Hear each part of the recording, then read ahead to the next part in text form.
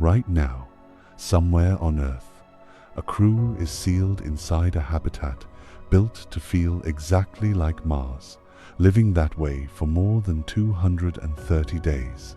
But the real Martian surface would do something to their bodies no habitat on Earth can replicate. New research released within the last few months reveals Mars's gravity sits below the exact threshold your muscles and bones need just to maintain themselves. At the same time, the dust covering the entire planet is loaded with chemicals that attack the lungs, the thyroid, and the blood. Add radiation hundreds of times stronger than Earth's, eyes reshaping from the inside, and a mind isolated for years. This is not fiction.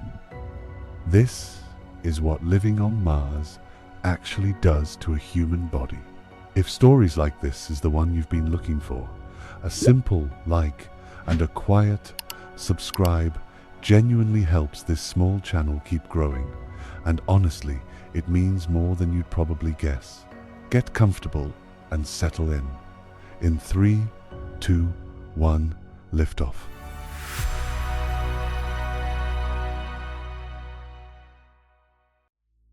You step through the airlock, and the seal hisses shut behind you with a sound that's almost gentle. Beyond the small viewport, the sky isn't black, and it isn't blue either. It's a pale, dusty pink, the color of late afternoon haze, stretched over a landscape the color of rust and ash. A short distance away, a 6-wheeled rover sits parked at the base of a low ridge, its solar panels tilted toward a sun that looks smaller and colder than the one you grew up under. The ground beneath your boots is fine and reddish, and it doesn't just sit there. It clings, drifting up in faint puffs with every step, settling into the seams of your suit before you've gone 10 paces. This is Mars. This is the surface of another world, and for the first time in your life, you are standing on it. And here's the strange part.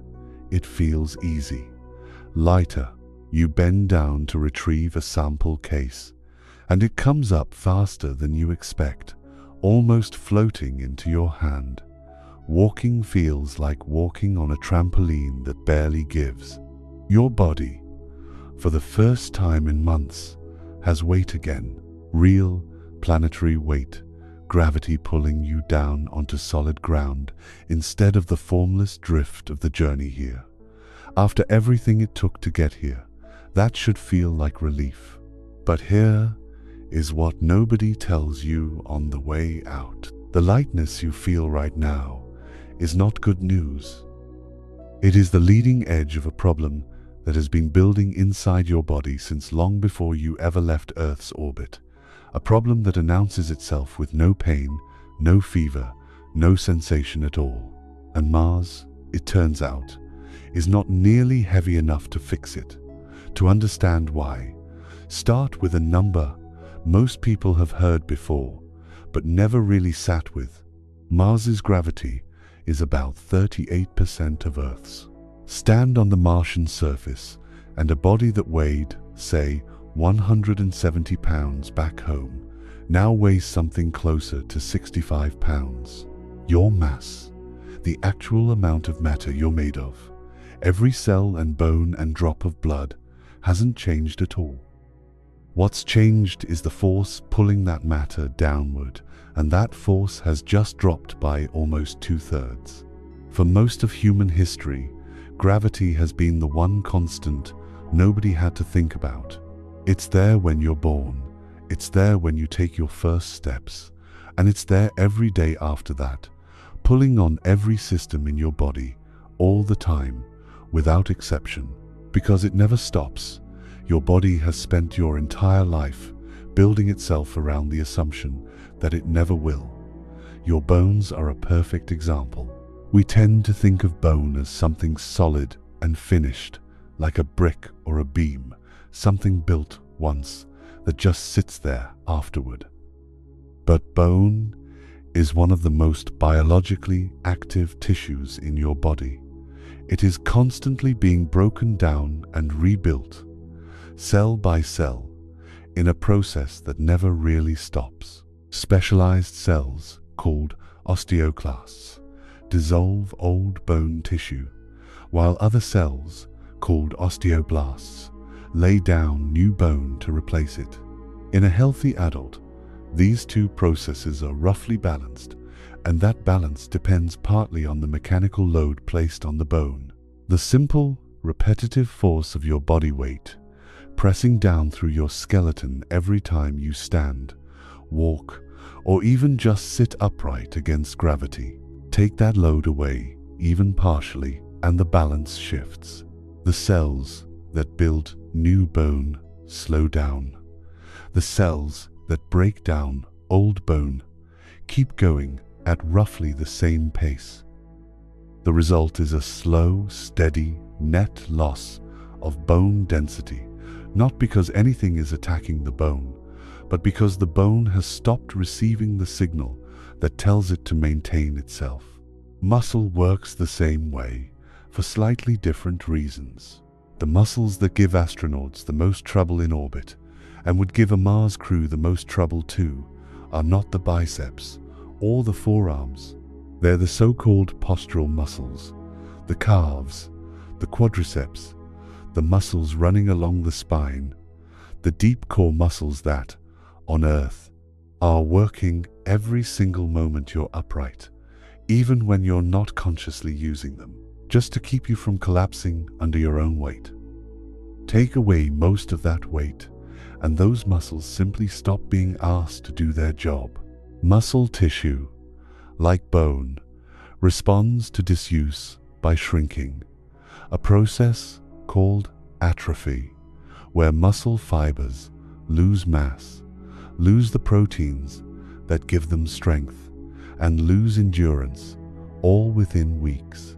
Even the heart is, in a sense, a muscle shaped by gravity.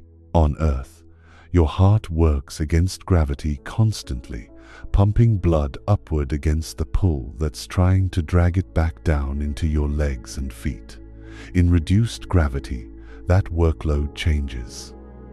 Studies of astronauts using ultrasound imaging have found that the heart itself can shift shape over the course of a long mission, becoming measurably more spherical, rounder, and less elongated than it was before.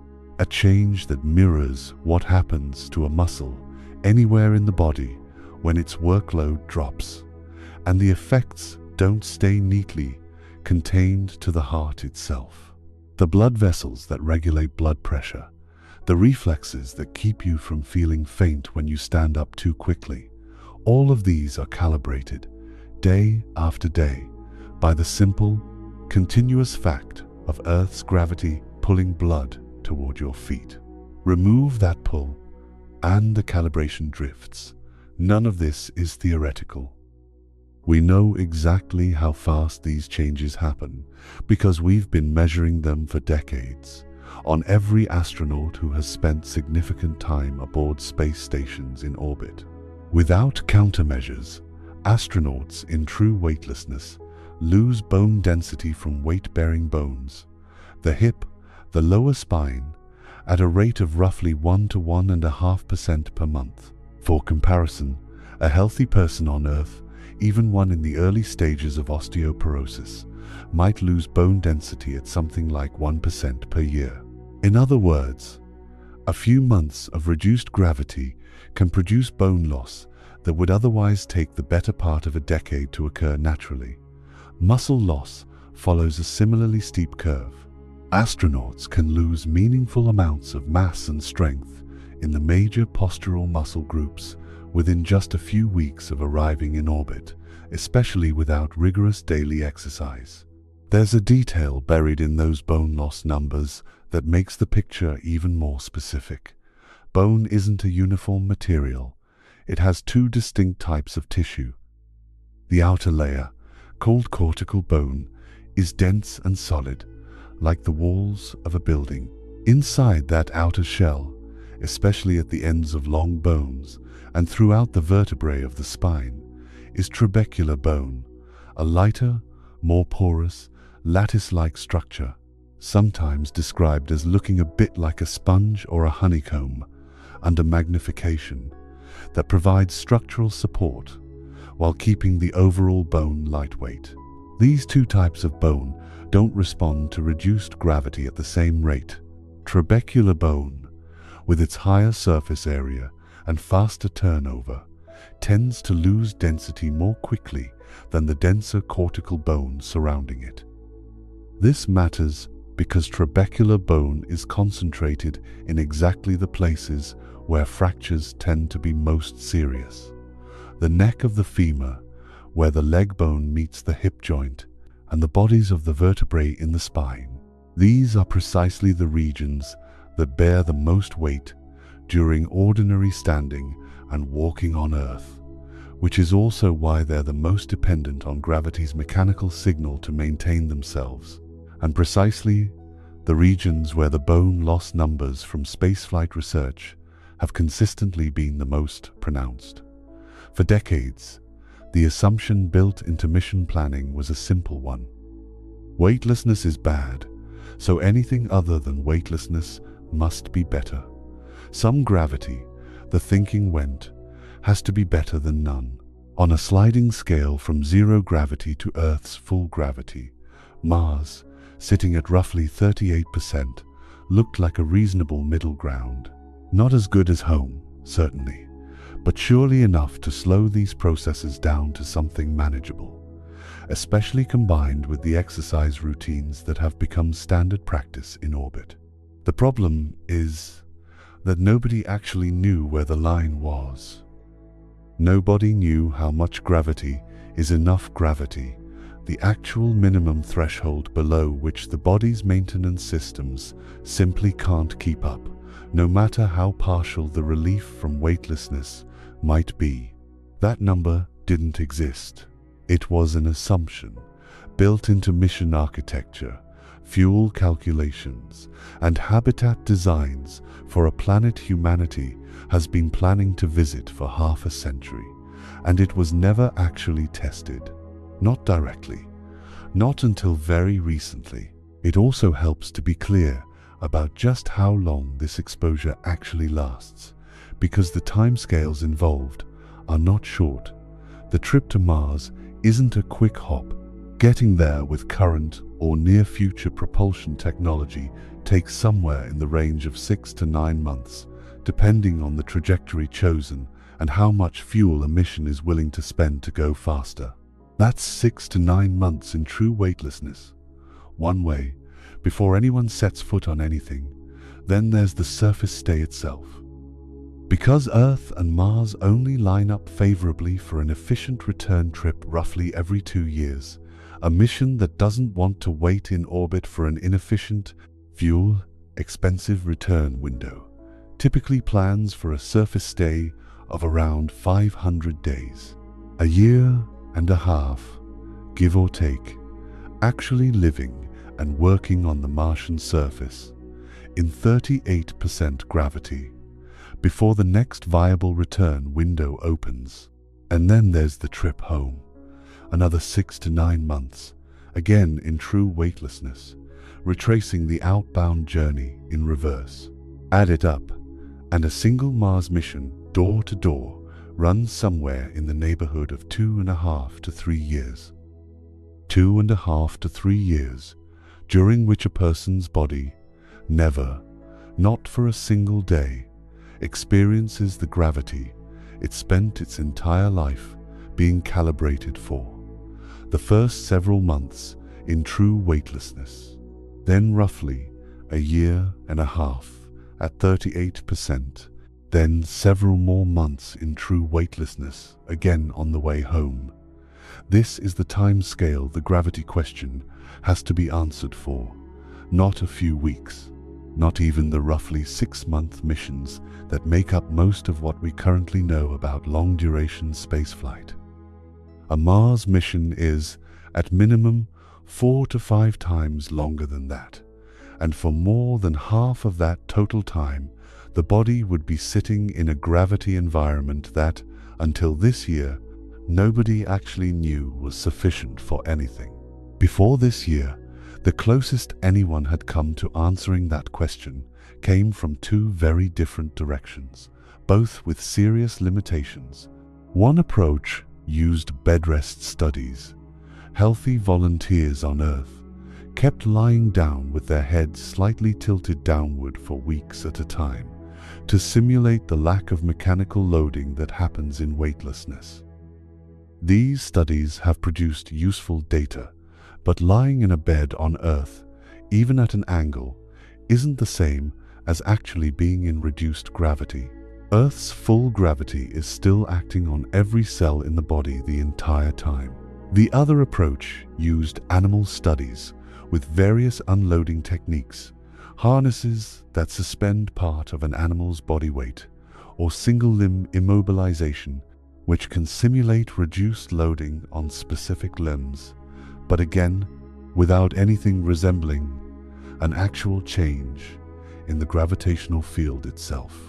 What had never been done, what simply hadn't been possible until a piece of hardware existed that could do it, was to take living animals and put them in an environment that was actually, physically, at a specific fraction of Earth's gravity, generated not by simulation or unloading tricks, but by genuine centrifugal force, and leave them there long enough to measure what happened. Earlier this year, an international team of researchers, working with NASA, the Japanese Space Agency, and university laboratories in the United States, finally ran that experiment. They sent 24 mice to the International Space Station, to a Japanese research module called Kibo, and loaded them into a piece of hardware called the Multiple Artificial Gravity Research System, a centrifuge small enough to fit inside the station, but capable of spinning fast enough to simulate different levels of gravity for the animals living inside it. The mice were divided into 4 groups. One group experienced true weightlessness, the same microgravity environment astronauts live in. A second group was spun at a rate that simulated about a third of Earth's gravity, 33%, just slightly below what a person would feel standing on the surface of Mars. A third group was spun to simulate 67% of Earth's gravity, call it 2/3, and a fourth group was spun at a rate that simulated full Earth gravity as a baseline for comparison. All 4 groups lived under these conditions for 28 days. Then the mice came home. Researchers at a muscle biology laboratory at the University of Rhode Island analyzed what had happened to each group, measuring muscle mass directly and measuring strength using a technique called electrical impedance myography, which can assess muscle quality and function without invasive procedures. They also examined blood plasma, searching for metabolites, chemical byproducts of the body's metabolism that changed in step with the different gravity levels the mice had experienced. The results were about as clear as biology ever gets. The mice that spent 28 days at 67% of Earth's gravity showed no meaningful muscle atrophy at all. Their strength and muscle mass were essentially preserved, comparable to the full gravity group. 67%, it turned out, was enough. The body's maintenance systems, at that level of mechanical loading, could keep up. The mice at 33% gravity told a different story. Their muscles did not atrophy as severely as the mice in true weightlessness. There was some protective effect, some partial mitigation, but it was only partial. Muscle mass and strength still declined, just not all the way down to the weightlessness group's levels. 33% gravity slowed the damage. It did not stop it.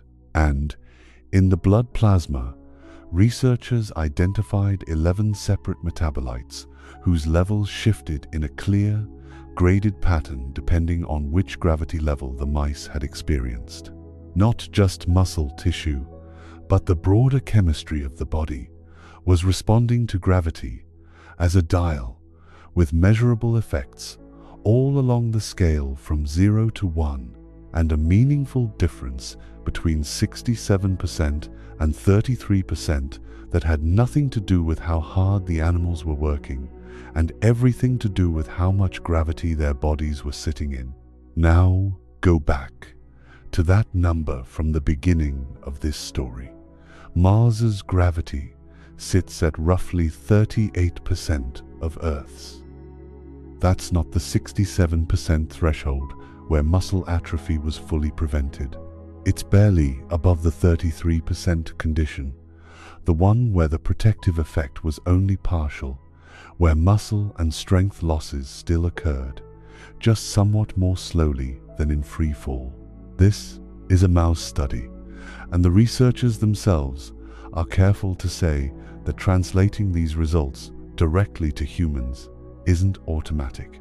Human muscle physiology, while broadly similar, isn't identical to a mouse's, and 28 days is a tiny fraction of the length of an actual Mars mission. But the direction of the finding is hard to avoid. If the same threshold relationship holds in humans, if something in the neighborhood of 67% gravity is what the body actually needs to fully maintain its muscles and bones, rather than the much lower bar of anything above zero, then Mars, sitting at 38%, is not a safe middle ground between weightlessness and Earth. It is much closer to weightlessness than most mission planning has ever assumed. What would that actually mean for someone living on the Martian surface for a year and a half? It would mean the same slow bone loss, the same muscle atrophy that astronauts experience aboard orbiting space stations doesn't stop the moment a crew lands on Mars and starts walking around under their own gravity again. It would continue more slowly than in true weightlessness, almost certainly, but continuing nonetheless.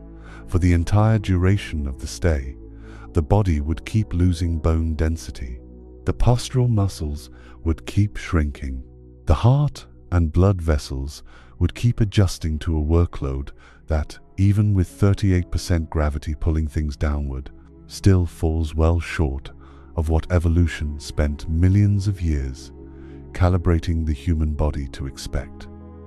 It's worth being specific about which muscles this actually affects, because muscle atrophy can sound abstract until you connect it to what those particular muscles are for. The calves and the muscles along the front of the thigh, the ones that straighten the knee and support the body's weight with every step, are among the hardest hit, because on Earth they're working constantly, in small, continuous adjustments, just to keep a standing body from swaying and toppling. The deep muscles along the spine, which on Earth are perpetually making tiny corrections to keep the torso upright against gravity's constant downward pull, are affected similarly. These aren't muscles most people ever consciously think about using, which is exactly the point.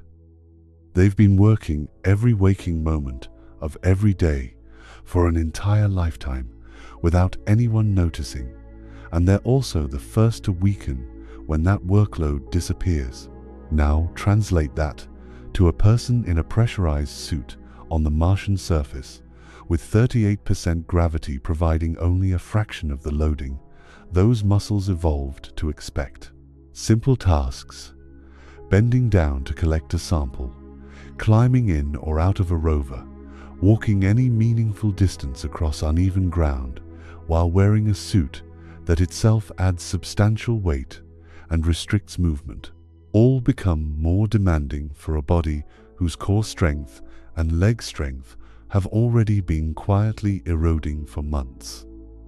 Tasks that would be routine for that same person on Earth, in that same body, become genuinely taxing, not because the work itself is harder in absolute terms, but because the muscles being asked to do it have less to give than they did when the mission began, and the gravity they're now operating in, while real, still isn't pulling hard enough to have slowed that decline by very much. There's another system that gets caught in the gap between zero gravity and Earth gravity, and its effects show up almost immediately: within minutes of stepping onto the Martian surface, rather than over weeks or months. It's the vestibular system, the small, fluid-filled structures deep in the inner ear that constantly monitor the position of the head, the direction of down, and the motion of the body, feeding that information to the brain so a person can balance, walk in a straight line, and keep their eyes steady while their head moves. During the months-long journey to Mars, in true weightlessness, this system effectively goes quiet. There is no down for it to detect. The brain, deprived of its usual gravity signal, starts relying more heavily on vision and on internal expectations about movement, and over time, it recalibrates to a world where down doesn't really mean anything. Then the spacecraft lands, and down comes back, but not as the same down the body learned on Earth. It's a down that pulls at 38% strength. Astronauts returning to Earth after long stays aboard orbiting stations, going from weightlessness back to full Earth gravity, routinely experience dizziness, nausea, and balance problems severe enough that some need physical support just to stand or walk. For the first several days back, their inner ears are essentially relearning what down feels like, while their brains are still running on settings tuned for an environment with no down at all. A crew arriving on Mars would be making that same transition from weightlessness to gravity, but to a gravity that's neither the zero they just spent months adapting to, nor the one their inner ears were originally calibrated for on Earth. It's a third setting, one the vestibular system has essentially never experienced, and one it would have to learn from scratch at exactly the moment the crew needs to be at their most physically capable, stepping off a lander, moving across uneven terrain, operating equipment, in suits that already restrict balance and visibility. And this is where the story takes a turn that's easy to miss if you're only thinking about gravity in terms of more or less. Inside a spacecraft, in true weightlessness, falling isn't really a thing that happens. There's no down to fall toward, no acceleration pulling a person into the floor if they trip. Astronauts in orbit can lose meaningful amounts of bone density over months, and the practical risk of a fracture during that time remains low, not because their bones are fine, but because there's essentially nothing for those weakened bones to collide with under any real force. Mars is different. Mars has gravity, only 38% of Earth's, but very much real gravity, more than enough to make a fall hurt. A loose rock underfoot, an uneven edge where the regolith has been disturbed by a previous pass, a moment of disorientation from a vestibular system still relearning which way is down. Any of these could send a person to the ground. And the body hitting that ground would not be the same body that left Earth. It would be a body with months of bone density loss already behind it, arriving in an environment whose own gravity, while reduced, is still sufficient to turn a stumble into a genuine injury. A broken bone is a serious medical event anywhere. On Mars, it becomes something closer to a crisis. There is no ambulance, no hospital with an orthopedic ward, no possibility of medical evacuation on any meaningful timescale. The return journey alone takes months, even if a return vehicle happens to be ready and fueled. Whatever medical capability exists has to be carried there, used there, and be sufficient there, with whatever training the crew members happen to have.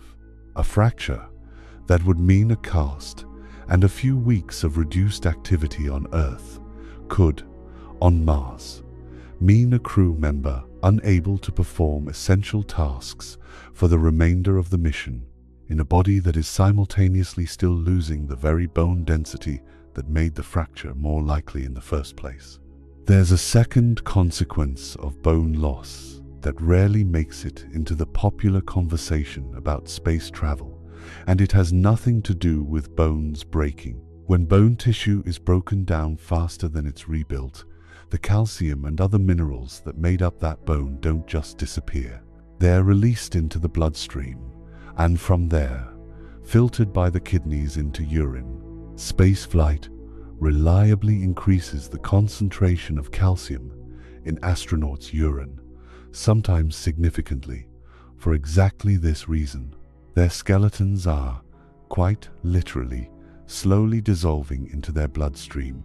Elevated urinary calcium is one of the primary risk factors for kidney stones, hard mineral deposits that form inside the kidney and can cause intense pain if they move into the urinary tract, sometimes requiring intervention to remove. On Earth, kidney stones are uncomfortable but manageable. Hospitals treat them constantly, often with minimally invasive procedures. On Mars, a kidney stone would be an entirely different problem. There's no equipment in any current Mars habitat design capable of the ultrasound-based procedures used on Earth to break up stones without surgery, and a stone that requires surgical removal would be, in practical terms, untreatable with the medical resources a small crew could realistically carry. So the bone loss driven by insufficient gravity doesn't just threaten the skeleton directly through fracture risk. It also raises, every single day of the mission, the background risk of a medical event that has nothing to do with falling, nothing to do with impact, and everything to do with a skeleton that is continuously, invisibly shedding itself into the bloodstream because the gravity needed to tell it to stop simply isn't there. None of this is news to the space agencies planning these missions, which is exactly why so much effort has already gone into countermeasures, and why it's worth being honest about what those countermeasures can and cannot do.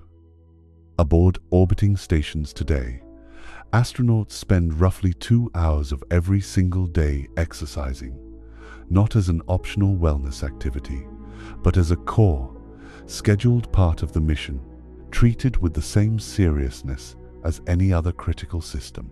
Specialized resistance machines use vacuum cylinders to simulate the kind of heavy weightlifting that, on Earth, builds and maintains bone and muscle. Treadmills, modified to work in weightlessness, keep astronauts running with harnesses pulling them down onto the belt, mimicking the repetitive impact that loads the legs and spine. These countermeasures genuinely help. Astronauts who exercise rigorously lose bone and muscle mass more slowly than those who don't, and some return from long missions with relatively modest losses in certain muscle groups. But more slowly is not the same as not at all. Even with hours of daily exercise, astronauts returning from long-duration missions still show measurable bone density loss, particularly in the hip and lower spine, and it can take many months, sometimes longer than the mission itself, for that density to recover after returning to Earth's gravity. If it recovers fully at all, exercise reduces the damage. It does not eliminate the underlying cause, which is the absence of the mechanical loading that gravity normally provides around the clock every single day, whether someone is exercising or not. There's also research into other approaches. Drugs originally developed to treat osteoporosis on Earth, which slow the rate at which bone-dissolving cells do their work, have been tested in spaceflight settings with some promising results for bone density specifically. Other research has looked at natural compounds. One notable study used a partial gravity setup designed to mimic Martian conditions in laboratory animals and tested a plant-derived compound found in foods like grapes and blueberries, finding that it helped preserve muscle strength and reduce muscle loss under those simulated Martian conditions. These are real, promising directions. But here's the detail the new centrifuge research makes impossible to ignore. In that study, the mice exposed to 33% gravity, again, very close to what a person would experience on Mars, still showed partial muscle atrophy, even without any additional stressors. Even in a controlled laboratory environment, the gravity itself, at that level, was not enough on its own. Combine that with the fact that no countermeasure tested so far, exercise, drugs, supplements, has been shown to fully prevent bone and muscle loss, even in the comparatively well-understood environment of true weightlessness. And a difficult picture starts to come into focus. The floor that needs reaching for the human body to maintain itself may simply sit higher than the floor Mars provides, and every tool available to push against that gap helps, but none of them close it. So far, everything described has one thing in common. It's the kind of damage a body can, in principle, be checked for. A bone density scan can measure it. A blood test can detect it. A wobble on uneven ground can reveal it. It is damage with a signature, something a doctor, or even the affected person, could notice, measure, track. What comes next has none of that. It is happening right now. To anyone who has ever left the protective magnetic envelope around Earth, and it produces no sensation whatsoever, no pain, no dizziness, no warning. It cannot be felt, cannot be seen, and in many cases cannot even be detected until years afterward, when its effects have already been written into the body at a level no exercise routine and no centrifuge can reach.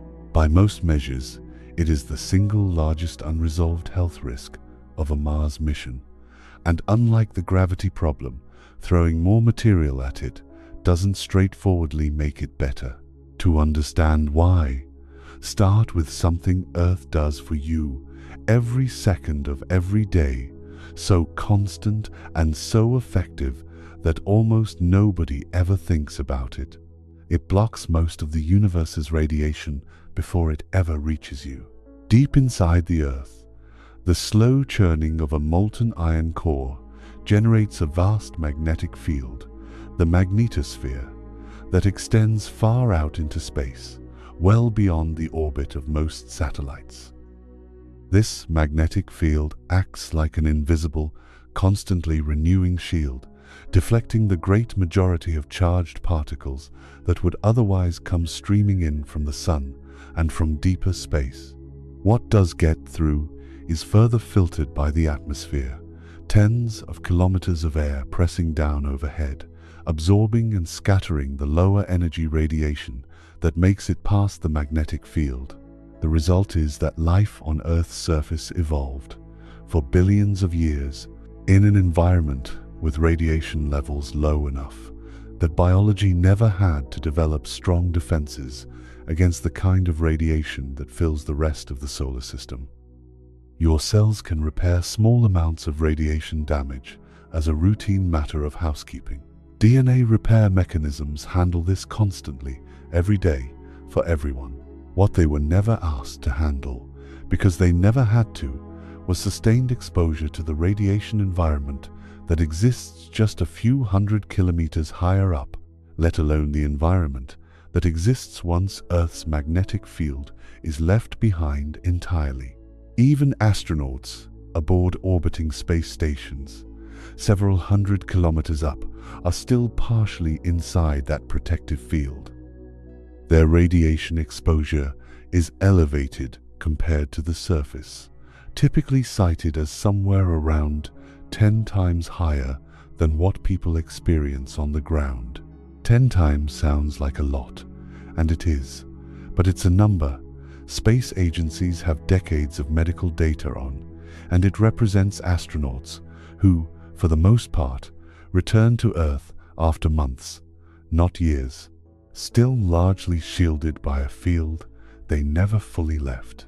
Travel beyond that field, on the months-long journey to Mars, and for the entire duration of a stay on the Martian surface, which lacks both a global magnetic field and any atmosphere thick enough to matter, and the radiation environment changes completely.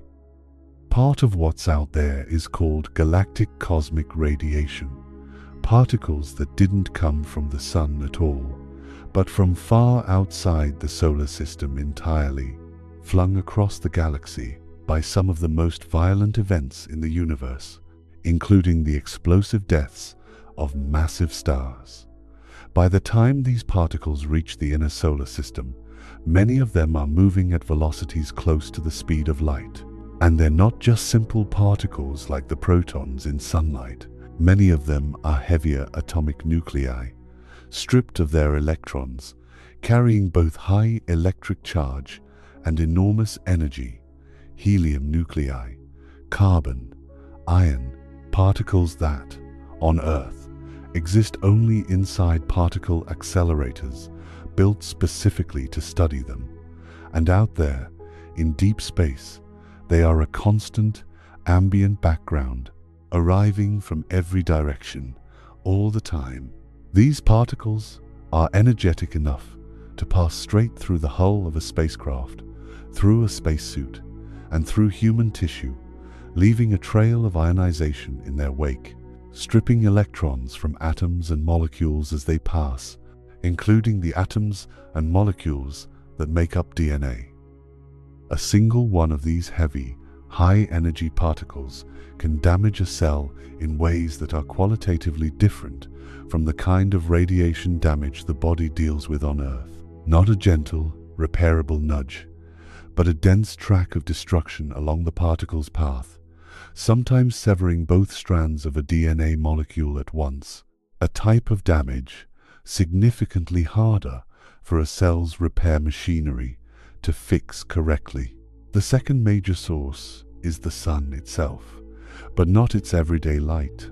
During solar flares and the larger eruptions called coronal mass ejections, the sun can fling out enormous bursts of charged particles, mostly protons, at high speed. These solar particle events are unpredictable, and during a major one, the radiation dose delivered in just a few hours can rival months of background exposure.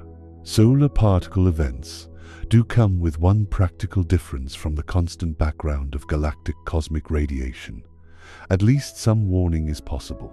Solar observatories can sometimes detect the early stages of a major eruption and provide crews with anywhere from tens of minutes to a few hours of advance notice, depending on the type of event, enough time, in principle, to retreat to a shielded shelter before the bulk of the particles arrive, but in principle comes with caveats. The most energetic particles from the largest events can arrive within that same short window, sometimes faster than the warning itself, and a crew caught outside a habitat during an excursion on the Martian surface in a suit offering minimal shielding would have limited options regardless of how much warning they received. Galactic cosmic radiation offers no such warning at all because there's nothing to warn about. It isn't an event. It's the baseline present in every direction at every moment for the entire mission. So how much worse exactly are we talking about? Unlike the gravity threshold from earlier, a finding from this year, brand new, still being absorbed by the research community, the radiation numbers aren't new at all. Space agencies have been measuring this, modeling this, and worrying about this for decades. If anything, that makes it more unsettling, not less. This isn't a problem nobody saw coming. It's a problem everybody has seen coming for a very long time, and it remains, today, fundamentally unsolved. The European Space Agency has put a number on it that's worth sitting with.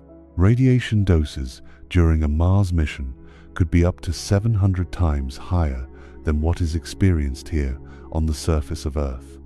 Not 7 times, not 70 times, up to 700 times. Compare that to the roughly tenfold increase astronauts experience aboard an orbiting space station, still partly shielded by Earth's magnetic field, and the scale of the jump becomes clear. Leaving low orbit for deep space isn't a modest step up in radiation exposure. It's an entirely different radiation environment by roughly 2 orders of magnitude. NASA's approach to this problem has long been built around a specific safety threshold. An astronaut's career radiation exposure shouldn't push their lifetime risk of dying from a radiation-induced cancer above 3%, calculated with a wide safety margin. This threshold isn't arbitrary. It's based on decades of data, much of it originally drawn from people exposed to high radiation doses in other contexts, combined with an understanding of how different types of radiation damage different tissues differently. There's also a practical dimension to this that rarely makes headlines. NASA's 3% threshold isn't just a safety guideline for a single mission. It's meant to apply across an astronaut's entire career, the cumulative total of every spaceflight they ever undertake. For most astronauts who have flown to low orbit, even repeated missions over a career, staying under that lifetime cap has been achievable because each mission contributes a relatively modest dose. A single Mars mission, with its months of transit through deep space and its extended surface stay, would by itself consume a substantial fraction of that entire career allowance. And for some individuals, depending on age, sex, and other factors that affect radiation sensitivity, a single mission could push close to or even past the limit on its own. The 3% threshold, designed as a career-long ceiling spread across potentially many missions, becomes, for Mars, something closer to a single mission's entire budget. When researchers at Colorado State University set out to test the assumptions behind NASA's risk model, using a novel approach involving genetically diverse mouse populations to study how genetic variation affects sensitivity to the kinds of heavy, high-energy particles found in galactic cosmic radiation, their findings validated the model NASA had been using, while also putting a hard number on what that model actually predicts for a Mars mission. The conclusion: astronauts undertaking a Mars mission face more than a 3% risk of dying from cancer caused by radiation exposure during that mission. More than 3%. The threshold meant to represent the outer edge of acceptable lifetime risk for a single mission before anyone has even arrived. And cancer, as serious as it is, may not even be the dominant concern. For a long time, fatal cancer was treated as the primary risk from this kind of radiation exposure, the headline number, the thing the 3% threshold was built around. But more recent epidemiological work, drawing on long-term health data from populations exposed to radiation in various settings, has identified another category of risk: radiation-induced cardiovascular disease. Damage not just to the cells that might become cancerous, but to the blood vessels themselves, the lining of arteries, the tissue of the heart. When researchers folded this cardiovascular risk into the same modeling framework used for cancer, applying it specifically to a Mars mission scenario, the combined numbers became substantially more severe than the cancer-only figures. Central estimates for radiation-induced mortality, combining cancer and cardiovascular causes, could exceed 5%. And for radiation-induced morbidity, serious illness that doesn't necessarily result in death but causes lasting harm, the central estimate could exceed 10%, with the upper bound of the uncertainty range reaching as high as 20%, 1 in 5. These are central estimates and upper bounds from risk models, not a guarantee of what would happen to any individual person, and it's worth being precise about that distinction.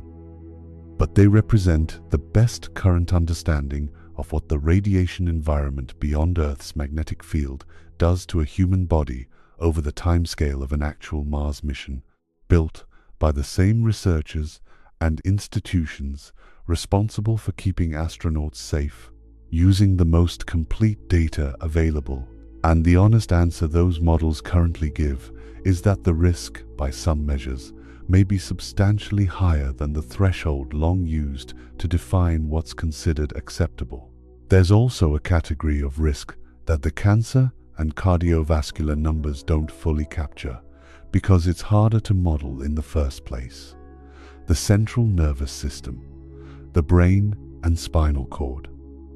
Some of the heavy, high-energy particles found in galactic cosmic radiation are capable of causing the kind of dense, concentrated damage described earlier, not just in DNA, but in the structure of neurons themselves and the connections between them.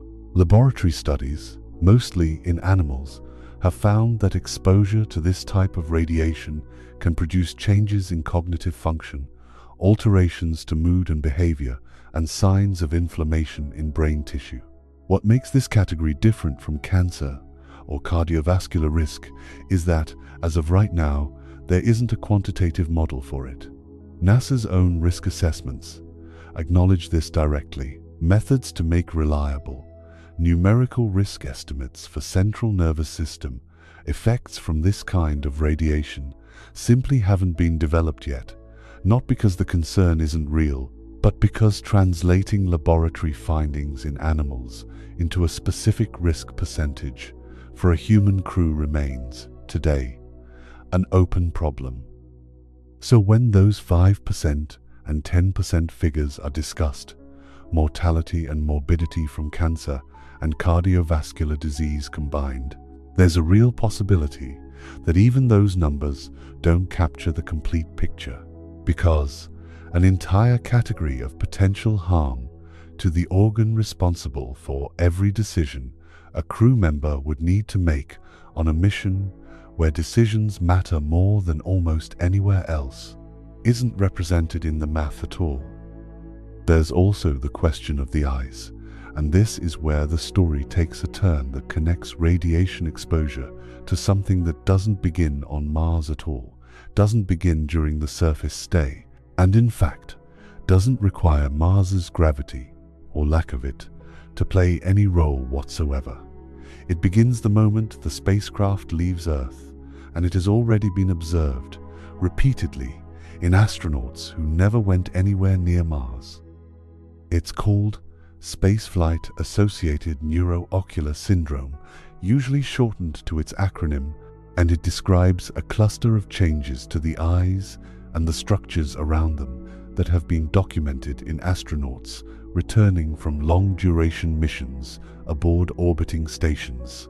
The changes include swelling of the optic disc, the point where the optic nerve connects to the back of the eye, a flattening of the normally round shape of the eyeball itself, folds appearing in the tissue layers at the back of the eye, and a shift in how the eye focuses light, often resulting in astronauts needing stronger reading glasses than they did before their mission, sometimes for the remainder of their lives. What makes this particularly significant is how common it is. This isn't a rare complication affecting an unlucky few. NASA's own assessments indicate that more than half of astronauts on long-duration missions experience one or more of these neuroocular changes. More than half, for a syndrome that, by NASA's own description, has no equivalent disease found anywhere on Earth, no terrestrial condition doctors can point to and say, "This is the same thing, we know how to treat it." It's striking that it affects the majority of people exposed to its underlying cause for long enough. The leading explanation involves fluid. On Earth, gravity constantly pulls bodily fluids, including blood and the fluid that surrounds the brain and spinal cord, downward, toward the legs and feet. In weightlessness, that downward pull disappears, and fluids that would normally be distributed with a downward bias instead redistribute toward the head and upper body. This is part of why astronauts' faces sometimes appear visibly puffier in photographs taken during long missions. The leading hypothesis for this syndrome is that this headward fluid shift increases pressure inside the skull, and that increased pressure, sustained over months, is transmitted to the structures of the eye in ways that produce the swelling, flattening, and folding that have been observed. If that hypothesis is correct, and researchers continue to investigate alternative or contributing explanations as well, it raises a question that connects this directly back to the gravity threshold discussed earlier, and to the months-long transit to Mars specifically. The fluid shift that may be driving these changes happens because there's no gravity at all to pull fluid downward during the journey. Mars's gravity, once a crew arrives, at 38% of Earth's, would presumably help in the sense that it would reintroduce some downward pull on bodily fluids that simply doesn't exist during transit. But here's the open question, and it remains genuinely open. Would Mars's partial gravity be enough to prevent these neuroocular changes from occurring in the first place during the months of transit beforehand? Or would it only slow further progression after a crew arrives, leaving whatever changes already occurred during the journey there to either persist, continue developing more slowly, or potentially worsen further during the return trip, which would itself involve another multi-month period of weightlessness, after a body has already spent a year and a half adapting, in whatever way it adapted, to 38% gravity? There's no answer to that question yet, not because nobody has thought to ask it, but because no human being has ever experienced this specific sequence. Months of weightlessness, followed by an extended period at Mars's specific gravity level, followed by months of weightlessness again, with eye and brain structures being monitored throughout.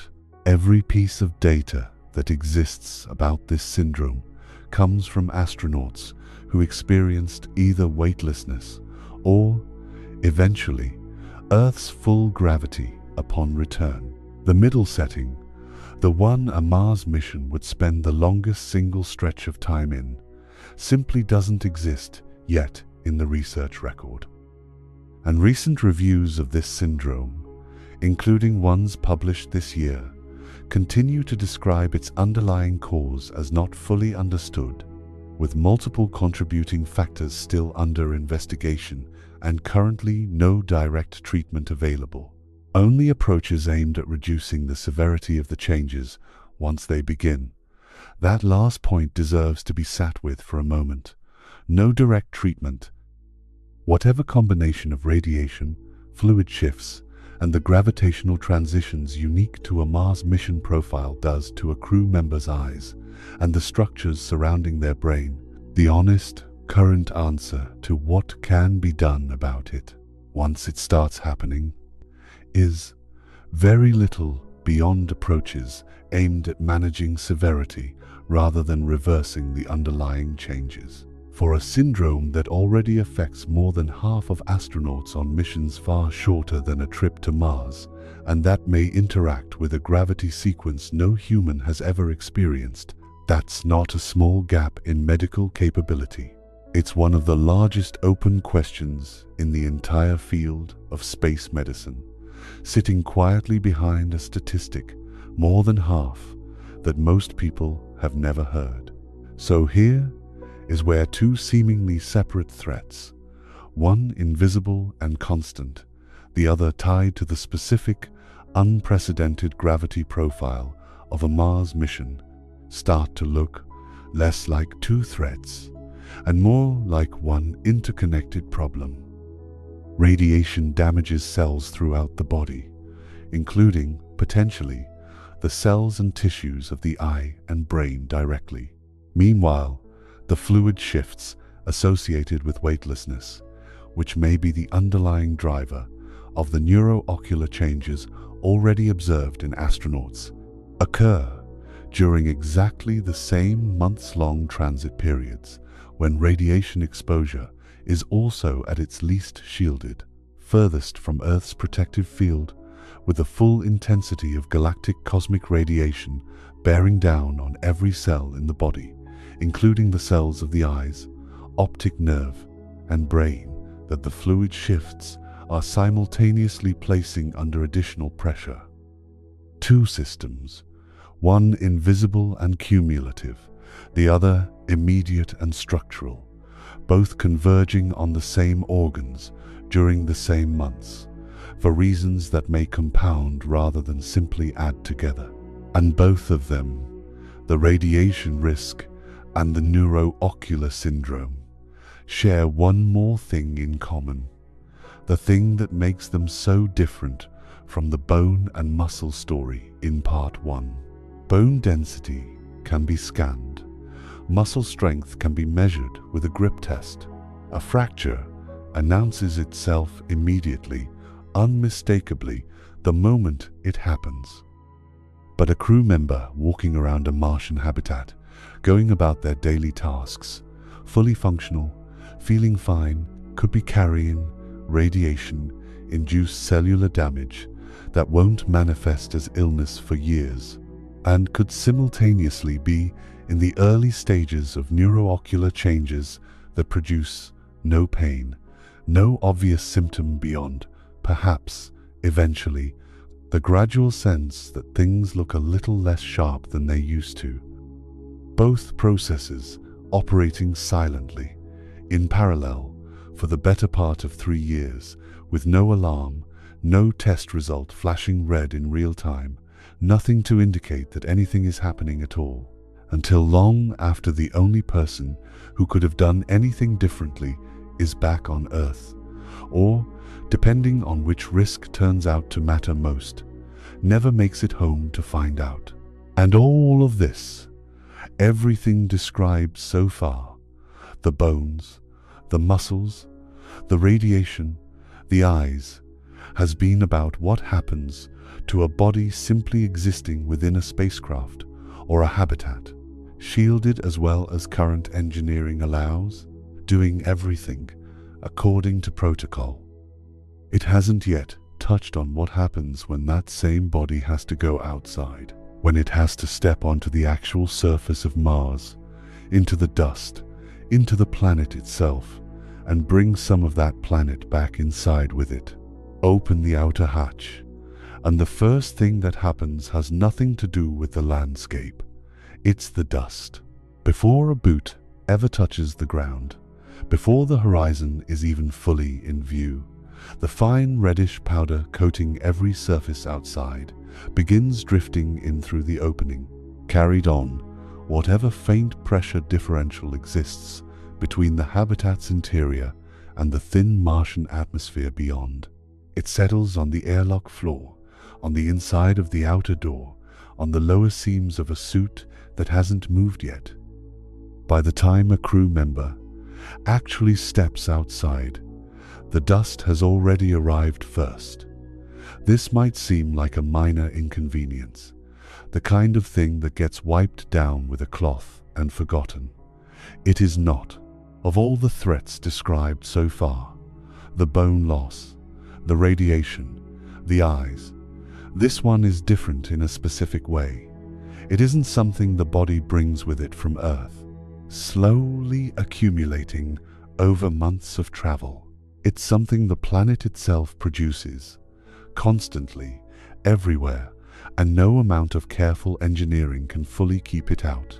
To understand why Martian dust deserves to be treated as seriously as radiation or bone density, start with size. On Earth, dust particles that get inhaled face a built-in defense system. The airways are lined with mucus and tiny hair-like structures called cilia, which work together to trap larger particles and sweep them back up out of the lungs, where they're eventually swallowed or coughed out.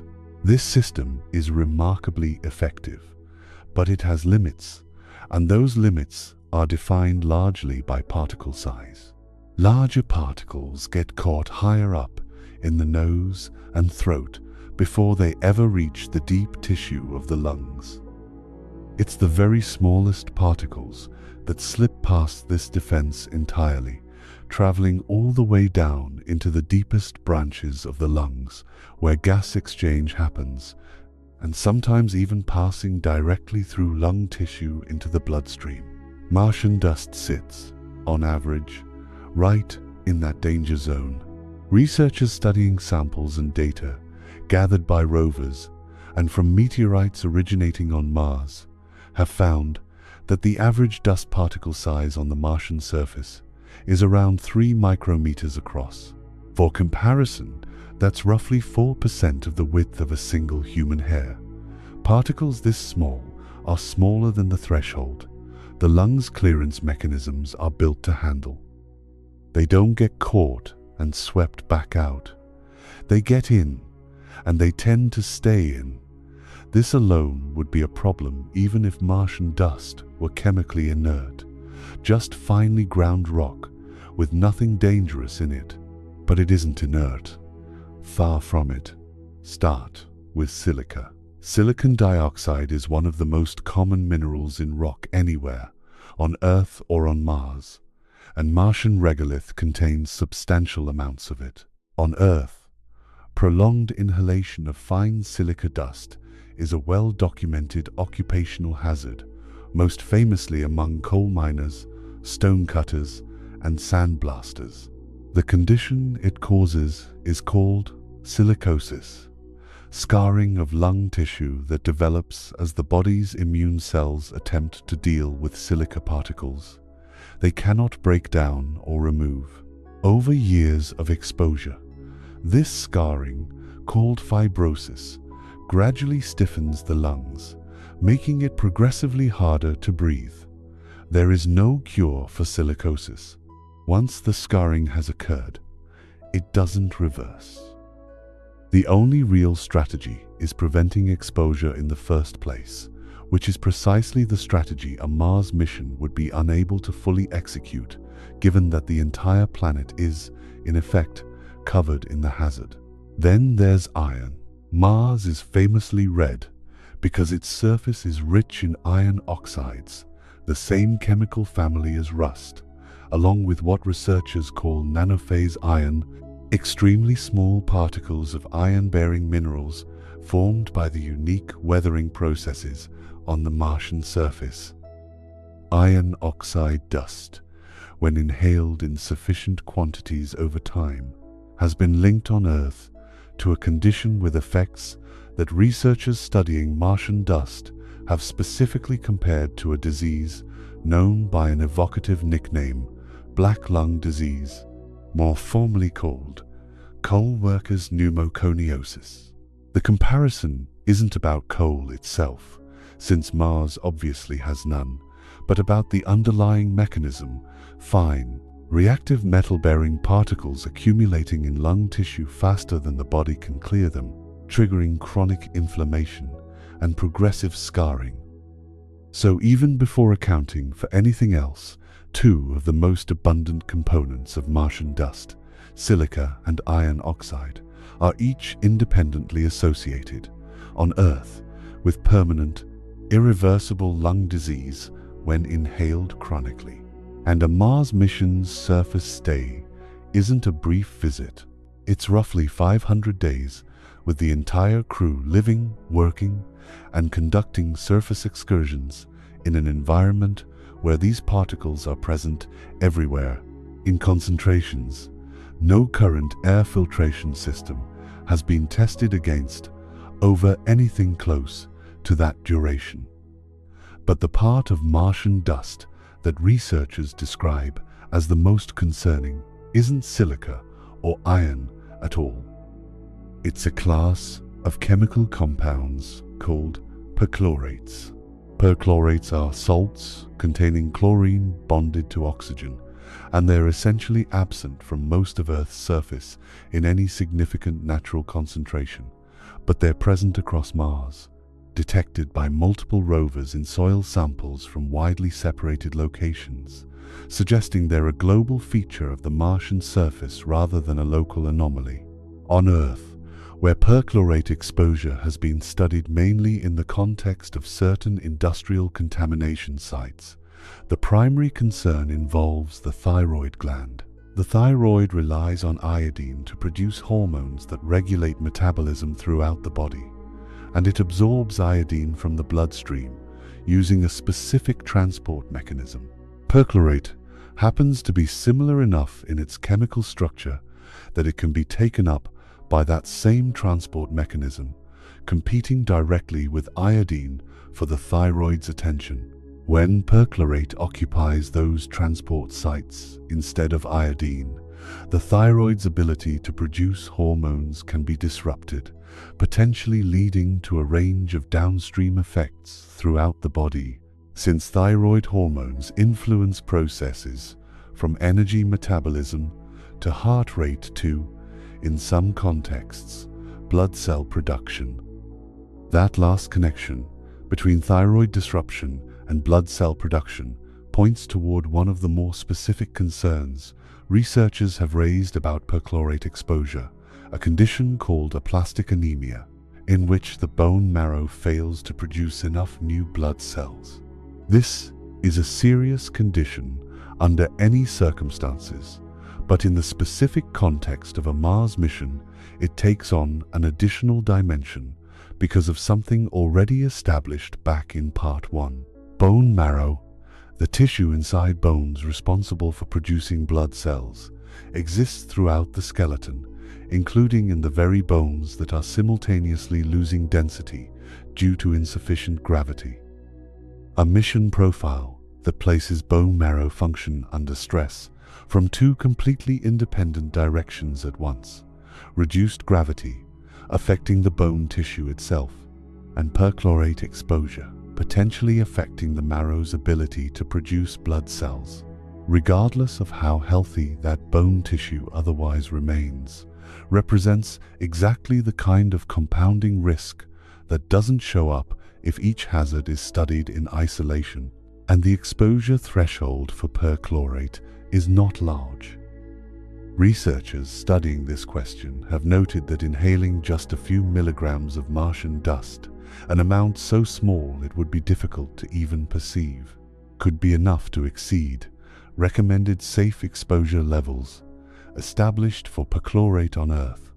A few milligrams, on a planet where the dust is everywhere, settles on every surface, and, as described at the start of this section, begins entering a habitat the moment an airlock door opens.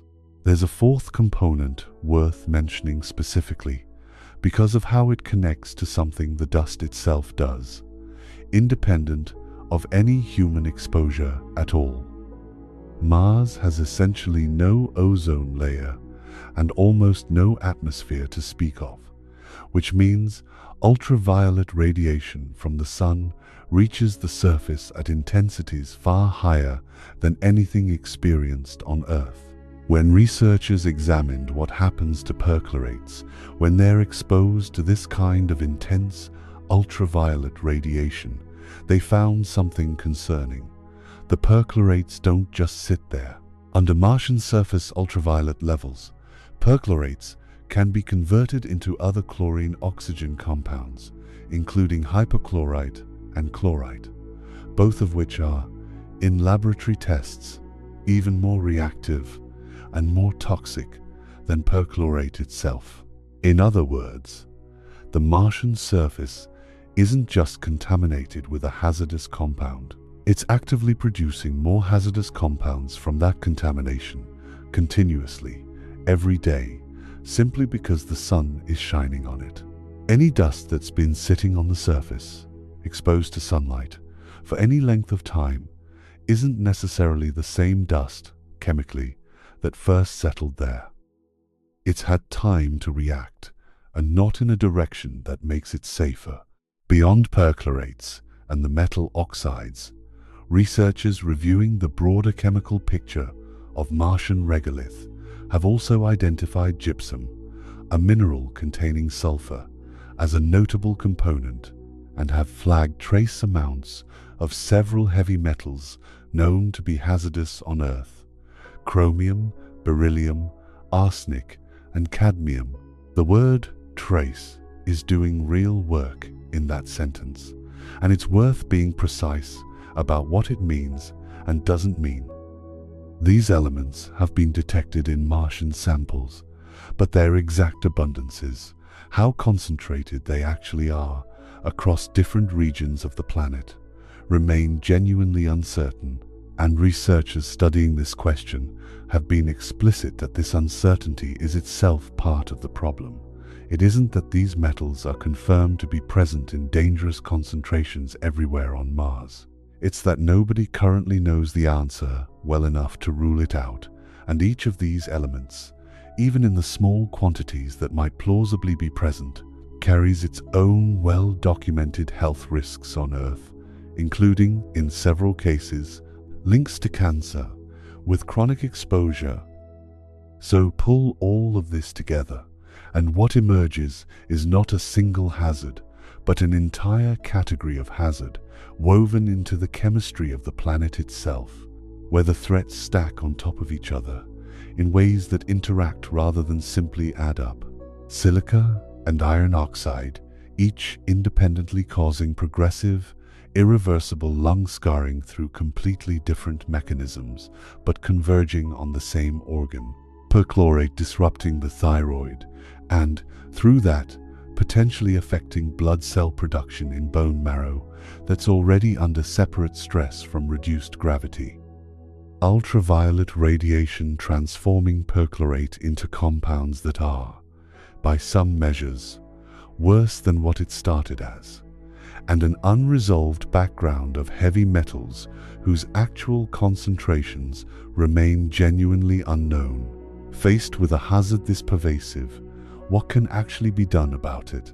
Researchers who've examined this question have looked at the problem from several angles, and it's worth being honest about both the genuine promise and the real limitations of each.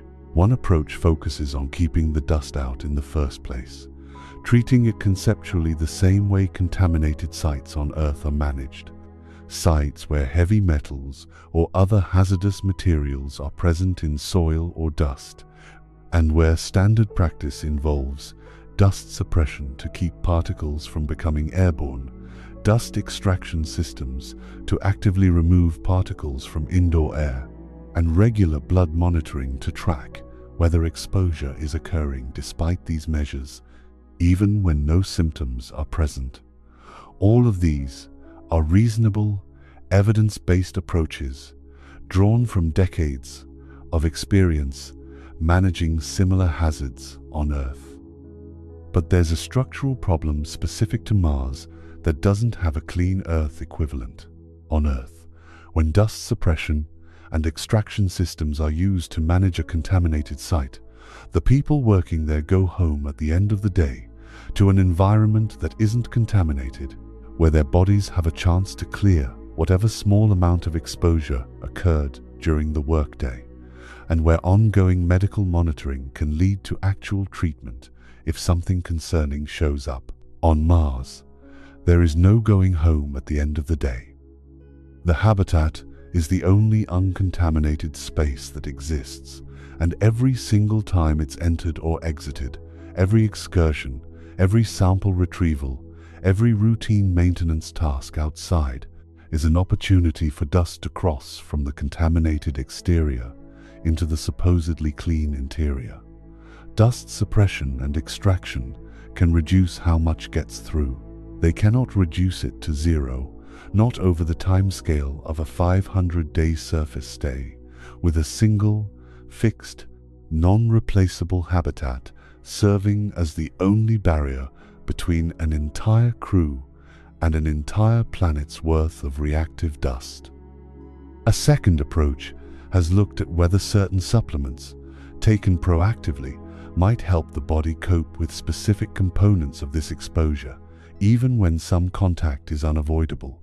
Researchers have pointed to evidence suggesting that vitamin C may help protect against some of the health effects associated with chromium exposure, and that iodine supplementation, ensuring the thyroid has more than enough of the substance perchlorate is competing against, might help reduce the thyroid disruption caused by perchlorate. Specifically, essentially trying to outcompete the perchlorate for the thyroid's attention by flooding the system with the substance it actually needs. These approaches represent genuine, evidence-informed strategies, not wishful thinking, but the researchers proposing them have also been careful to note that they need to be approached with caution, because supplementation isn't free of its own risks and side effects, particularly when taken at the kind of sustained, elevated levels that might be needed to meaningfully compete against ongoing perchlorate exposure over many months. A countermeasure that introduces its own new variables into a body already managing reduced gravity, elevated radiation, and a year and a half of unavoidable dust contact isn't necessarily a clean solution. It's another factor added to an already complex equation, one more variable that interacts with everything else rather than existing on its own. A third line of thinking has looked at engineering solutions for how suits and equipment interface with the habitat itself, including proposals where suits remain outside the main living space entirely, stored and entered through a separate sealed compartment, so that a crew member climbs into their suit from within that compartment, and the suit, dust and all, never actually crosses into the habitat's primary living and working areas. This kind of approach, keeping contaminated equipment physically separated from clean living space, has real precedent in how hazardous environments are managed in industrial and laboratory settings on Earth, and represents one of the more promising directions for reducing how much dust ultimately reaches the air a crew breathes inside their living quarters. But even the most optimistic version of this kind of system reduces dust ingress. It doesn't eliminate it. Every time that separating door or hatch opens to allow a crew member through, even moving from a dust side compartment to a clean side compartment, there's an opportunity for transfer. And the suits themselves, no matter how carefully they're stored, have to be maintained, repaired, and eventually, inevitably, brought closer to people for those reasons. Over 500 days, the question isn't really whether any dust crosses that boundary. It's how much, and how often, and what the cumulative effect of that much, over that long, actually turns out to be. A question that, as with so much else in this story, doesn't currently have a definitive answer, because nobody has lived through the scenario the question describes. There's a detail that researchers in this field have specifically connected to the Apollo missions to the Moon, and it's worth pausing on because it's one of the few pieces of this entire picture that comes from actual lived human experience rather than models, simulations, or laboratory analogues. Lunar dust isn't chemically identical to Martian dust. The Moon lacks the perchlorates, the specific iron oxide chemistry, the ultraviolet-driven reactions that define the Martian surface. But it shares the same fundamental problem: extremely fine, abrasive particles that, on the Moon, were found to cling stubbornly to spacesuits, work their way into the lunar lander's cabin despite every effort to prevent it, and settle onto every surface inside the spacecraft. Apollo astronauts, after missions lasting only a matter of days, with surface excursions measured in hours rather than months, reported physical symptoms after exposure to this dust: coughing, throat irritation, watery eyes, and blurred vision. One astronaut described the sensation as resembling hay fever. These were healthy people, in good physical condition, exposed to dust for a tiny fraction of the time a Mars crew would be, dealing with a substance that, again, doesn't even carry the additional chemical hazards that define the Martian version. And it still produced immediate, noticeable physical symptoms within days, the very first time humans were ever exposed to dust from another world. Scale that up. Take those same kinds of symptoms, coughing, eye irritation, respiratory discomfort, and place them in a context where the dust isn't encountered for a few hours across a handful of days, but is a constant background presence for 500 days, where the dust itself carries silica, capable of causing irreversible lung scarring, iron oxide compounds linked to conditions resembling black lung disease, perchlorates capable of disrupting thyroid function and bone marrow, ultraviolet activated chlorine compounds, more reactive than the perchlorates they came from, and an uncertain background of heavy metals whose concentrations remain unknown. The Apollo experience wasn't a worst-case scenario. By the standards of what Mars actually presents, it was closer to a best-case preview, a glimpse of what happens when humans first touch the dust of another world, using a version of that dust that, chemically, is comparatively gentle. And all of this, every part of it, the silica, the iron, the perchlorates, the ultraviolet chemistry, the heavy metals, the structural impossibility of fully sealing a habitat against an entire planet's surface for 500 days, is happening to a crew whose bodies, by this point in the mission timeline, have already been shaped by everything described in parts 1 and 2. Bones already less dense than when the mission began. Marrow inside those bones now facing a second, independent threat from perchlorate exposure. Radiation damage accumulating silently in cells throughout the body, including, potentially, the very lung tissue that dust exposure is simultaneously placing under chronic inflammatory stress. Eyes and the structures around the brain in an uncertain state, shaped by a gravity sequence no human has ever experienced, now existing in an environment where heavy metals of uncertain concentration are an ongoing, if low-level, presence. None of these systems exist in isolation. They never did. But up to this point, each one has been described mostly on its own terms, as its own problem, with its own research history, its own open questions. What hasn't yet been addressed is what happens in the space between all of it. Not the body, and not the planet, but the mind carrying that body through 500 days on a world where every one of these processes is unfolding simultaneously, mostly invisibly, with help that, if it's coming at all, is months away. There's a number that sounds almost mundane next to everything described so far, and that's exactly what makes it worth pausing on. A day on Mars, measured from one sunrise to the next, lasts 24 hours and 39 minutes. Not 24 hours. 24 hours and 39 minutes. Just 39 minutes longer than a day on Earth. 39 minutes sounds like nothing. It's less time than most people spend on a single errand.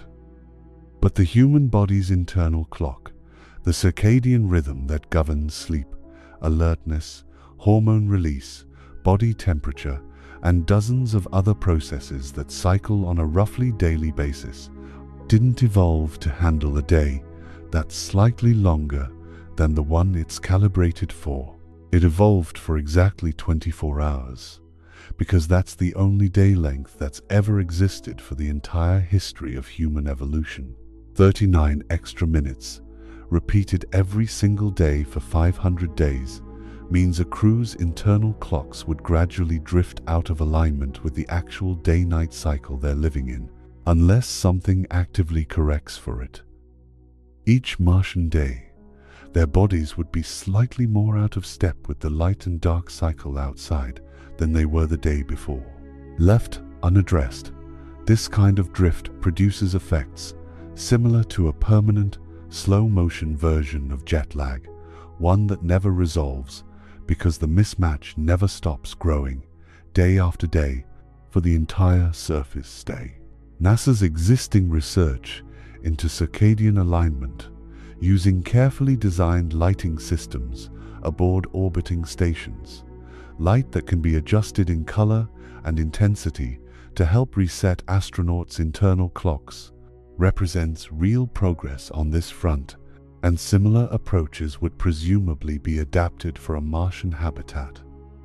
But adapting a system that's been tested for missions where the mismatch is essentially zero, Earth's day length, to a mission where the mismatch is small but constant and cumulative every single day for 500 consecutive days, is a different engineering and physiological challenge, one that hasn't been tested at anything approaching that duration. And circadian disruption doesn't stay contained to feeling tired or having trouble sleeping. It reaches into the immune system in ways that connect directly back to several of the threats already described. The relationship between sleep, circadian rhythm, and immune function is well established in research conducted entirely on Earth. Sleep loss and circadian misalignment are associated with measurable changes in immune cell activity, in the levels of inflammatory signaling molecules circulating in the blood, and, notably, in the body's ability to keep certain dormant viruses in check. Most adults carry latent viruses, infections from earlier in life that the immune system hasn't eliminated, but has suppressed to the point where they cause no symptoms, sitting quietly in the body, inactive. A well-functioning immune system keeps these viruses suppressed more or less indefinitely.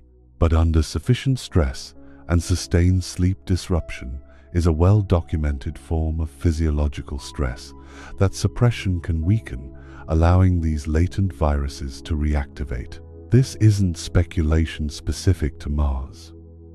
It's been directly observed in astronauts during actual spaceflight missions, where researchers have documented reactivation of latent viruses during periods of spaceflight, something studied as part of a broader effort to understand immune system changes during long-duration missions, with an eye specifically toward what deep space exploration might require in terms of countermeasures.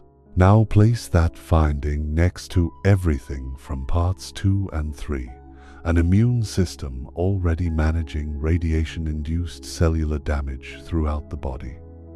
Lung tissue already under chronic inflammatory stress from dust exposure, with the body's immune cells already actively engaged, trying to deal with silica and iron oxide particles they cannot break down. And now add an immune system that's also managing the effects of 500 days of circadian misalignment, a slow, cumulative form of physiological stress with a documented connection to weakened control over latent viral infections. None of these three things, radiation, dust, circadian disruption, were ever separate problems happening to separate parts of the body. They're three different pressures landing on the same immune system at the same time for the same 500 days. An immune system fighting on one front has less capacity for the others. An immune system fighting on three fronts simultaneously for the better part of a year and a half, in an environment where reinforcements, in the form of actual medical evacuation or specialist care, are months away, even in the best-case scenario, is operating in conditions that simply don't have a precedent in human medical history. Not because nobody has thought about it, but because nobody has been there long enough, in exactly this combination of circumstances, for it to happen yet. And there's a layer above all of this, one that doesn't show up in a blood test or a bone scan, but that NASA's own framework for understanding spaceflight risk treats as being just as real as anything physical, isolation, and confinement. As a hazard category in its own right, alongside radiation, gravity, and environment, a crew on Mars wouldn't just be far from Earth in terms of distance. They'd be far from Earth in terms of time, in a very specific sense. The communication delay between Mars and Earth, depending on where the two planets are in their orbits relative to each other, can range from several minutes to over 20 minutes, one way. A simple back and forth conversation, the kind that happens instantly between people in the same room, or even between people on opposite sides of Earth using modern communication, becomes, on Mars, an exchange where each message takes minutes to arrive, and the reply takes minutes more to come back. Real-time conversation, in the sense most people experience it every day, simply doesn't exist for a Mars crew. Every conversation with anyone back home is, by necessity, closer to an exchange of letters than a phone call, with whatever emotional weight that shift carries, multiplied across 500 days for every relationship a crew member has left behind on Earth. This is where the currently ongoing research becomes directly relevant, because it's the closest thing that currently exists to a real, lived test of exactly this kind of isolation, over exactly this kind of timescale, even if the gravity, radiation, and dust elements can't be fully replicated on Earth. Right now, a crew of 4 people is living inside a sealed, 3-dimensional printed habitat designed specifically to simulate the conditions of a Mars mission, including a built-in communication delay of roughly 22 minutes for every message sent in either direction, deliberately engineered into how the crew communicates with the outside world, exactly as a real Mars crew would experience. This isn't the first time this has been done. An earlier mission, the first in this series, ran for 378 days, concluding in the summer of 2024, and the current mission, the second in the series, began in October of last year and is expected to continue until the end of October this year, putting it, as of now, somewhere around 8 months into its own 378-day duration. What these missions are explicitly designed to study is everything described in this section: how isolation, confinement, communication delay, and the general psychological weight of an environment from which there's no possibility of leaving early, no matter what happens, affect behavioral health, sleep, team dynamics, and overall performance over a duration that approaches, though doesn't quite match, the length of a real Mars surface stay.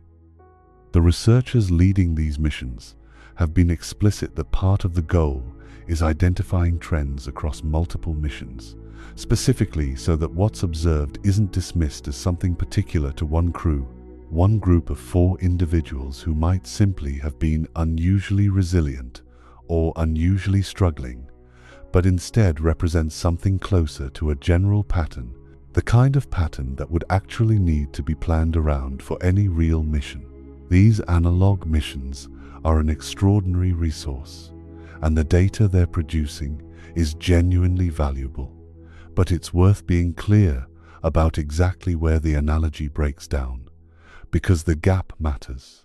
The crew inside that habitat right now is dealing with real isolation, a real communication delay, and a real extended duration, 3 things that are accurately reproduced. What isn't reproduced, what can't be reproduced inside a building on Earth, is everything from parts 1, 2, and 3. The crew inside that habitat is still under Earth's full gravity the entire time, so their bones and muscles aren't experiencing anything like the gravity sequence described earlier.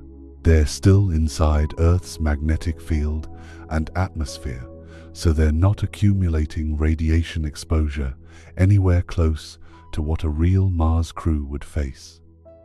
And there's no Martian dust, no perchlorates, no ultraviolet activated chlorine compounds, because the habitat, however realistic in its layout and its communication protocols, is still sitting in a hangar in Houston, Texas, not on the surface of another planet. What this means is that the immune system stress described just a moment ago, the one being driven by radiation, dust, and circadian disruption working together, isn't something these analog missions can fully capture either, because two of those three pressures simply aren't present. The isolation and the circadian piece, yes. The radiation and dust pieces, no. A real Mars crew would be experiencing everything these analog missions study, plus everything from parts 1 through 3, all at the same time, for the same 500 days, and there currently isn't, and can't currently be, any way to study that complete combination anywhere except on Mars itself, which is, of course, the entire reason any of this matters in the first place. This is, in a sense, the honest shape of where things actually stand right now, in the middle of this year. On one hand, there's a level of engineering and planning sophistication that would have seemed extraordinary even a couple of decades ago.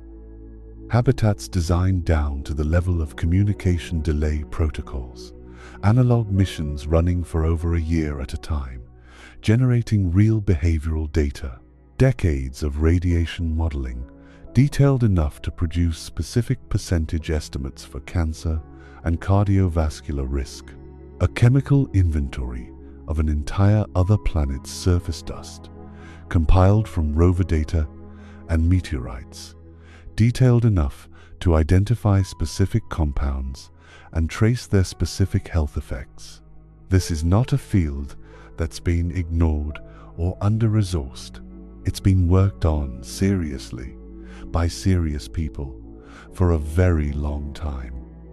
And on the other hand, the actual state of human Mars exploration in terms of timelines has been, if anything, moving further away rather than closer. Earlier this year, a major sample return program, one that had been planned for years as a way to bring physical material from the Martian surface back to Earth for detailed study, was effectively brought to an end.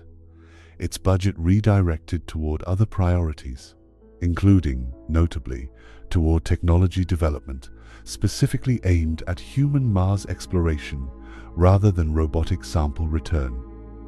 Around the same time, a private company that had previously discussed sending uncrewed vehicles to Mars within the next year or two announced its own delay, shifting its near-term focus toward the Moon instead, citing ongoing technical challenges with the kind of in-orbit refueling that any Mars-bound vehicle would need to rely on. Taken together, the honest assessment, even from people directly involved in planning these missions, is that humans on Mars is now understood to be a story belonging to the 2030s or 2040s, not the current decade. Here's where this leaves things, and it's worth sitting with this for a moment, because it's not the conclusion the beginning of this story might have suggested. It would be easy to frame all of this as a story about waiting, about a destination that keeps receding, about timelines slipping further into the future, about a goal that always seems to be a decade or two away, no matter which decade you're standing in. And it's true that the engineering side of this story, the rockets, the propulsion, the habitats, the in-orbit refueling, has, in the near term, become a story about delay. But that framing misses what this entire story has actually been about. Because the engineering side of this problem, while genuinely difficult, while genuinely subject to delays and setbacks and shifted priorities, is, in a fundamental sense, the kind of problem humans are good at. Given enough time, enough funding, Enough attempts, rockets get built, habitats get designed. Refueling techniques eventually get solved because they're physics and engineering problems, and physics and engineering problems eventually tend to yield to sustained effort. The body is different.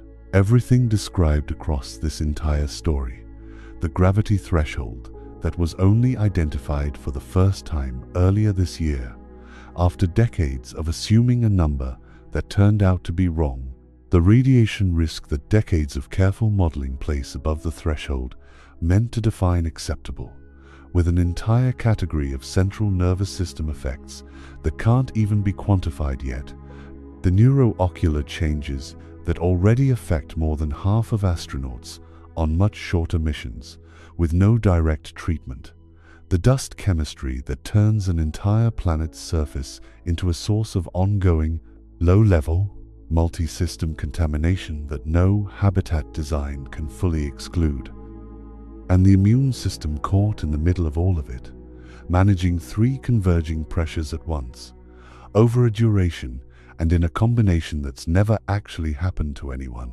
because nobody has ever been there.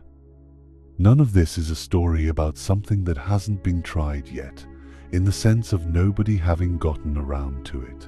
It's a story about something that can't be tried anywhere except in the one place it's trying to understand, which means every answer arrives only after the question has already been asked for real by someone who's already there, with whatever the answer turns out to be already written into their body by the time it's known.